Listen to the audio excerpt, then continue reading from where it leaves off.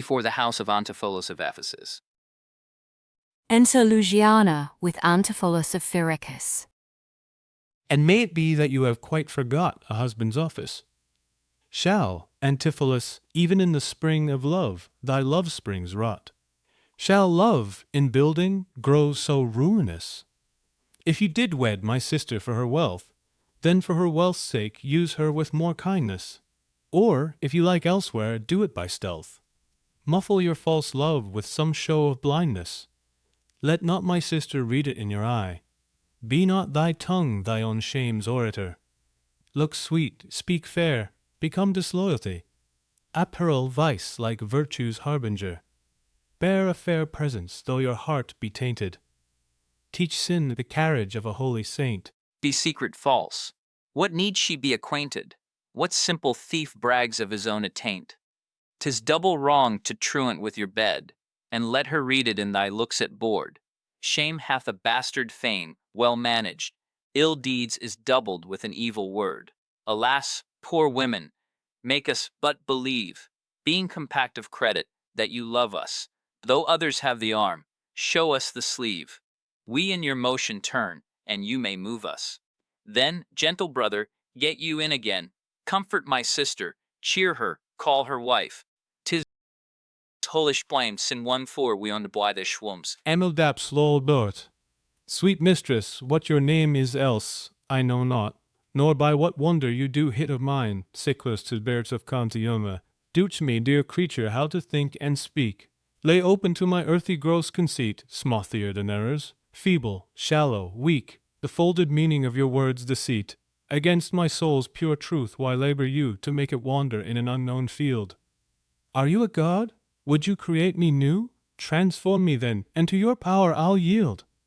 But if that I am I, then well I know your weeping sister is no wife of mine, nor to her bed no homage do I owe. Far more to you do I decline. O train me not, sweet mermaid, with thy note, to drown me in thy sister's flood of tears. Sing, siren, for thyself, and I will dote. Spread o'er the silver waves thy golden hairs, and as a bed I'll take them, and there he, and in that glorious supposition think he gains by death that hath such means to die. Let love, being light, be drowned if she sink. What, are you mad that you do reason so? Not mad, but mated. How, I do not know. It is a fault that springeth from your eye. For gazing on your beams, fair sun being by. Gaze where you should, and that will clear your sight. As good to wink, sweet love, as look on night. Why call you me love? Call my sister so. Thy sister's sister. That's my sister. No, it is thyself, mine own self's better part, mine eye's clear eye, my dear heart's dearer heart, my food, my fortune, and my sweet hope's aim, my soul earth's heaven, and my heaven's claim. All this my sister is, or else should be. Call thyself sister, sweet, for I am thee. Thee will I love, and with thee lead my life. Thou hast no husband yet, nor I no wife. Give me thy hand. Oh, soft sir, hold you still. I'll fetch my sister to get her goodwill. Exit Luciana. Enter Dromio of Syracuse. Why, how now, Dromio? Where runst thou so fast? Do you know me, sir? Am I Dromio? Am I your man? Am I myself? Thou art Dromio, thou art my man, thou art thyself. I am an ass, I am a woman's man, and besides myself. What woman's man, and how besides thyself? Marry, sir, besides myself, I am due to a woman, one that claims me, one that haunts me, one that will have me. What claim lays she to thee? Marry, sir, such claim as you would lay to your horse, and she would have me as a beast. Not that, I being a beast, she would have me, but that she, being a very beastly creature, lays claim to me. What is she? A very reverend body. Aye, such a one as a man may not speak of without he say, Sir Reverence. I have but lean luck in the match, and yet is she a wondrous fat marriage. How didst thou mean a fat marriage? Marry, sir, she's the kitchen wench, and all grease, and I know not what use to put her to, but to make a lamp of her and run from her by her own light. I warrant her rags and the tallow in them will burn Poland winter. If she lives till doomsday, she'll burn week longer than the whole world. What complexion is she of? Swart like my shoe, but her face nothing like so clean kept. For why she sweats, a man may go over shoes in the grime of it. That's a fault that water will mend. No, sir, 'tisn't grain. Noah's flood could not do it. What's her name? Nell, sir, but her name and 3/4, that's an L and 3/4, will not measure her from hip to hip. Then she bears some breadth? No longer from head to foot than from hip to hip. She is spherical, like a globe. I could find out countries in her. In what part of her body stands Ireland? Marry, sir, in her buttocks. I found it out by the bogs. Where Scotland? I found it by the barrenness, hard in the palm of the hand. Where France? In her forehead, armed and reverted, making war against her heir. Where England? I looked for the chalky cliffs, but I could find no whiteness in them, but I guess it stood in her chin, by the salt room that ran between France and it.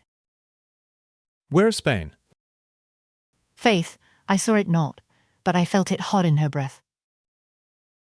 Where America? The Indies? Oh, sir, upon her nose, an ore embellished with rubies, carbuncles, sapphires, declining their rich aspect to the hot breath of Spain, who sent whole armados of carracks to be ballast at her nose. Where stood Belgia, the Netherlands? Oh, sir, I did not look so low. To conclude, this drudge or diviner laid claim to me, called me Dromio, swore I was assured to her, told me what privy marks I had about me, as the mark of my shoulder, the mole in my neck, the great wart on my left arm, that I, amazed, ran from her as a witch. And, I think, if my breast had not been made of faith, and my heart of steel, she had transformed me to a curtle dog, and made me turn at the wheel. Go he thee presently post to the road, and if the wind blow any way from shore, I will not harbor in this town tonight. If any bark put forth, come to the mart, where I will walk till thou return to me. If everyone knows us, and we know none, 'tis time, I think, to trudge, pack, and be gone. As from a bear a man would run for life, so fly I from her that would be my wife. Exit. There's none but witches do inhabit here, and therefore 'tis high time that I were hence. She that doth call me husband, even my soul doth for a wife abhor.